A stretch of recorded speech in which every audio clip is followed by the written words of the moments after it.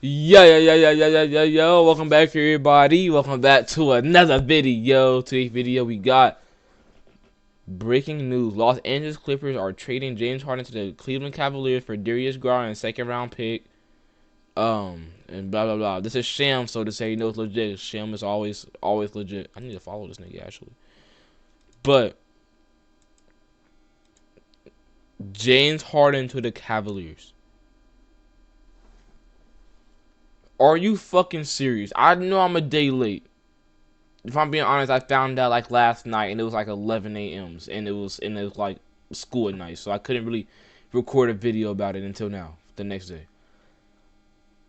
Do I think this is gonna be a good fit for him? Oh shit, I don't fucking know.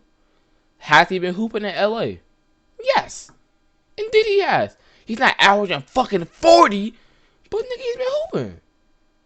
Matter of fact, let's check the stats.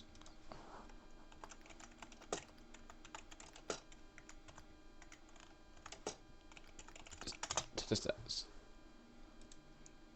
Let's check the stats. Alright, he's averaging 25, 5, and 8. Yeah, this nigga's hooping.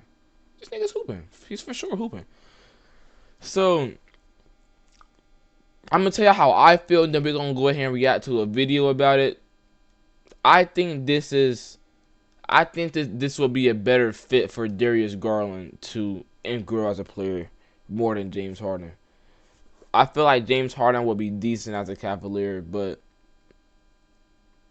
he wasn't really the first option on the Clippers, actually, was he? I mean, you could say Kawhi, but like Kawhi was like, in my eyes at least, because I'm not gonna sit here and act like I know ball like that, but in my eyes, I know Kawhi can score the ball. Obviously, he had like 2 50-point games earlier in the season. Like he's for sure like a good ass piece, not a good ass piece, an amazing piece to the Clippers.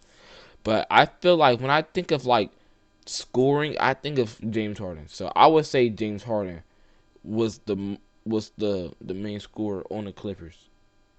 I'm not gonna comfortably say that, but I'd say that.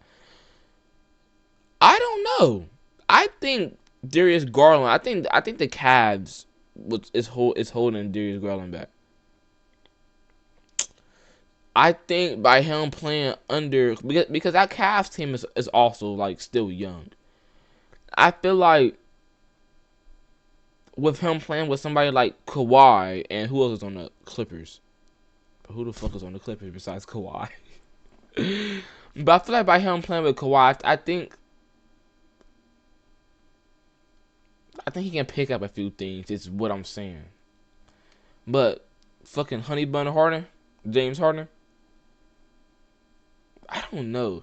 So we're just gonna watch James Harden is perfect for Cleveland Cavaliers. We're gonna watch this real quick.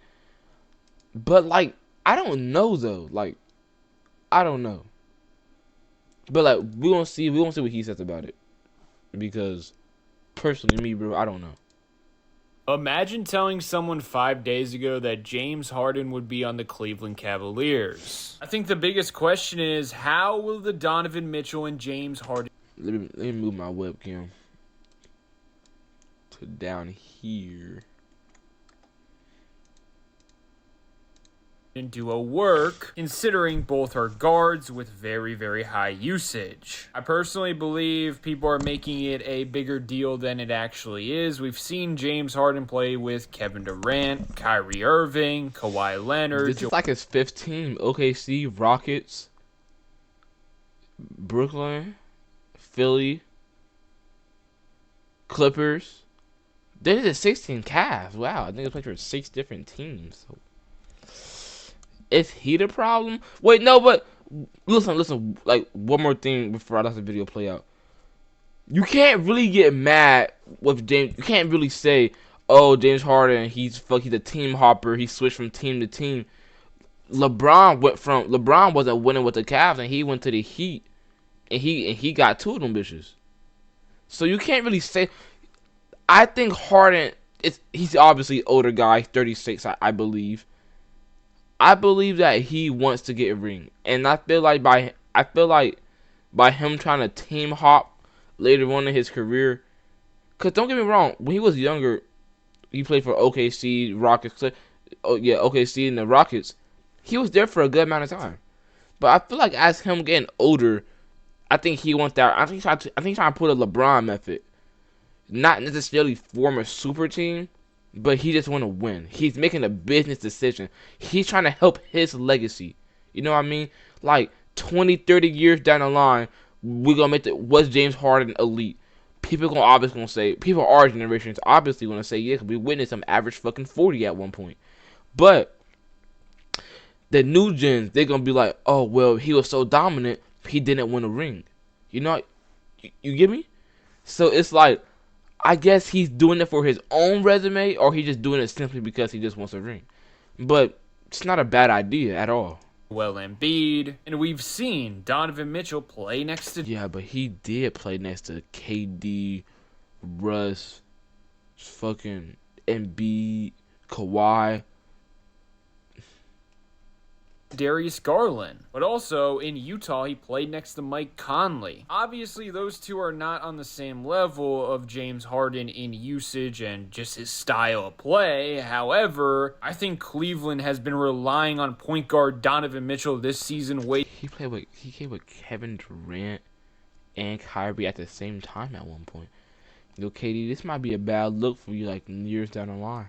Too much because of the injuries to Garland and because of the lack of ball handling on the roster. This season, both of them have proven to be lethal off the ball as shooters. It turns out Donovan Mitchell is shooting 3.7 catch and shoot standing three-pointers at 42.5%. That's 88th percentile. James Harden, not as much, but still shooting 2.2 catch and shoot standing threes per game at 37.5%. It's kind of funny. You see Donovan Mitchell being used as a ghost screener for Craig Porter Jr., and people are wondering, oh, how on earth is he going to be off the basketball for James Harden? By the way, using Donovan Mitchell as a screener for James Harden, going to be crazy. James Harden getting a screen from Allen, and then Donovan Mitchell flaring to the top in a Spain pick and roll. Gonna be crazy. Kenny Atkinson is gonna get creative. The thing about James Harden, he's gonna make the life of everyone on the roster easier offensively. I truly believe the Cavaliers now have top 5 offensive potential. And the area that they really help is, what are we gonna do offensively when Donovan Mitchell is resting on the bench? Both Mitchell and James Harden raise the floor of an offense. It turns out James Harden, when he's been on the floor for the Clippers, 120 offensive rating. His two-man game with Jared Allen is going to be crazy. Same goes for Evan Mobley. They're just going to be put in countless advantageous play finishing. They traded James Harden for Darius Garland in his second-round pick. They didn't have to give up Mobley, Garrett Allen, Mitchell. The Cavs might be a stacked team. Now that I think about it. Harden can still he's not at his prime, but he can still produce. He can still give you a fucking 30-point game, 40-point game. Patience off the gravity of James Harden. A lot of people talk about the aggression of both of those two, and he's a guy that's going to force them to be aggressive because he's putting them in scoring situations so many times throughout a game. He has this notion that he's a ball hog, but he's far from it. He makes passes when his teammates are open. The ball hog aspect is he needs the ball. It's no coincidence that Big Zoo in LA had his best season last year, should have been an all-star if we're being real, and Harden aided him to that. It's no coincidence that Joel Embiid was an MVP next to Harden. He elevates his bigs because he's so lethal in the pick and roll. And something that has been lacking in his big man teammates lately, Joel Embiid not an above the rim threat. So what he's basically saying is that James Harden, he's a teammate person, he's a people's person. He elevates his teammates. He's a playmaker. Basically. Yeah. Same with Big Zoo, but Jared Allen, he can go up and get lobs, and he provides vertical spacing. Same with Evan Mobley. So now you got a free pass when Donovan Mitchell is on the bench. Just let James Harden do his thing. With Donovan Mitchell on the floor, just like James Harden, 120 offensive rating. That's top 3 in the NBA pace. But without him, it's just been tough. it drops down to 112.9. Kenny Atkinson is just going to have a lot of fun because now you got two of the best playmakers in basketball, and then Jalen Tyson shooting 47% from three. Sam Merle shooting 45% from three. Newly acquired Keon Ellis shooting 36% from three. And then, of course, you know, the naysayers are going to say, well, this duo defensively is not great on the perimeter. Yeah, I don't disagree. They're not the best. However, don't forget, you still got Evan Mobley. You still got Jalen Tyson and Keon Ellis. Dean Wade does his thing as well, along with Jared Allen. And the thing about this team, it has the potential to be so great offensively that they're consistently getting set in the half court defensively because they just keep scoring and scoring. I think Donovan Mitchell really has potential to tap into more of an off-the-catch,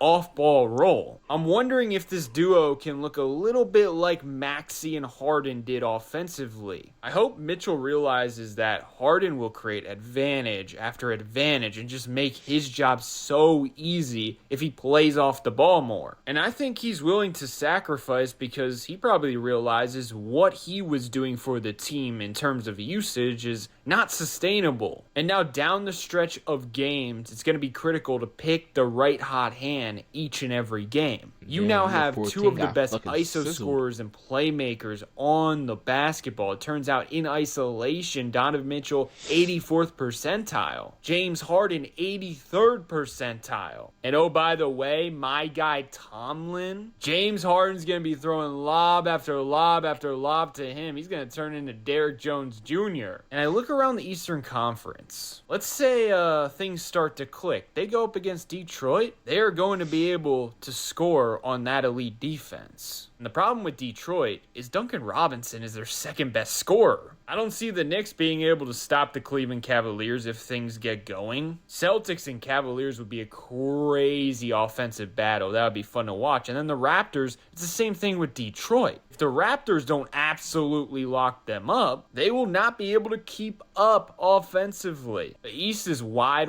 open, and I think this trade for the Cavaliers, it puts them right back to being one of the best offenses in the NBA. And the one thing about James Harden you can't take away from him, he's been extremely durable, even in his older years. And that's just something that Darius Garland has not been able to figure out. Considering the East is wide open, I don't think Cleveland can take the chance, considering Donovan Mitchell supposedly is thinking about leaving if things go wrong. They can't waste another playoff run because Darius Garland is injured. So to me, it makes a lot of sense. I get it, and I see the potential. Oh, you heard that? Since Garland's like he's injured.